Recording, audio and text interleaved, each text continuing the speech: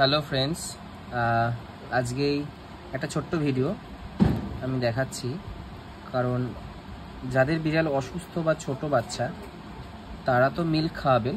আমি মিল্কটা কি মিল্ক খাওয়াবেন সেটা আমি পোস্টে দিয়ে দেবো।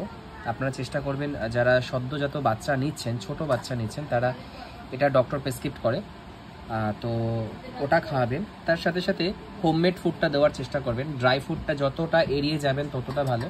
আমি বলছি না যে ড্রাই ফুড দেবেন না, ড্রাই ফুড অবশ্যই দেবেন, কিন্তু অ্যাক্সিডেন্টলি দেবেন। অ্যাক্সিডেন্টলি কীরকম? আপনি বাড়িতে থাকছেন না, কোথাও যাচ্ছেন, অনেকটা সময়ের পর আসবেন, 3 ঘন্টা 4 ঘন্টা পর, তখন আপনি দিয়ে যান। কিংবা আপনার শরীর খারাপ, কিংবা আপনার কাছে আপনি আজকে মাছ মাংস কিছুই পাননি, কিংবা ধরুন আপনার বাড়িতে গ্যাস ফুরিয়ে গেছে।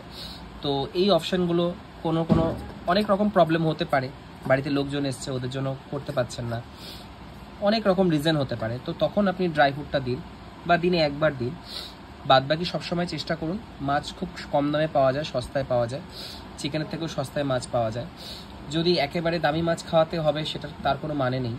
মার্কেটে 100 টাকা কিলো মাছ পাওয়া যায়, সেরকম মাছ কিনে ওদের, যে কোনো মাছ হচ্ছে বিড়ালের মেন খাওয়ার। বিড়ালকে ভগবান ওইভাবেই বানিয়েছে, ওরা মাছ খাওয়ার জন্যই জন্মেছে। আমরা যা যা খেতে দিই সেগুলো হচ্ছে আমাদের আইডিয়া। অনেকে তো আবার গরুর দুধও দেয়, তো গরুর দুধ একটা ক্যাটের জন্য বিষের সমান, কারণ ওর মধ্যে সাইট্রিক থাকে, সরি ভুল বললাম, সাইট্রিক না, ওটার মধ্যে ল্যাকটোজ থাকে। তো ল্যাকটোজ কিটেনের পেটে গিয়ে সেটা ডাইজেস্ট হতে পারে না, ফলে ওদের অনেক রকম প্রবলেম হতে পারে।